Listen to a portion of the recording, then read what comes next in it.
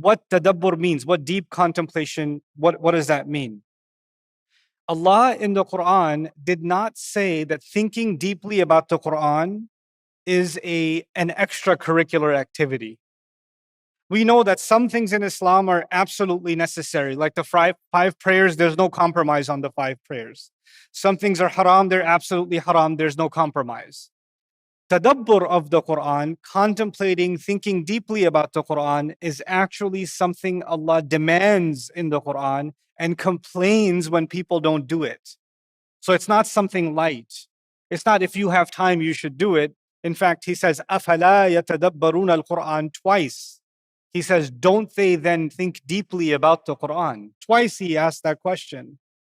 Also, he says that he sent this book down for lots of reasons, right? So he says he sent it as guidance. Everybody knows that answer. The Quran was sent as a guidance. Another place in the Quran, he says, أَنزَلْنَاهُ إِلَيْكَ مُبَارَكٌ لِيَدَّبَّرُوا آيَاتِهِ. A book we sent down to you full of blessings for the goal that they should contemplate its ayat. They should think deeply about its ayat. So the fact that you and I have to think about the ayat of Allah deeply and engage in contemplation is actually one of the main goals of the Quran. Nowadays, the tragedy has become, and it's been there for a few centuries, so we didn't start this problem, but we're continuing the problem.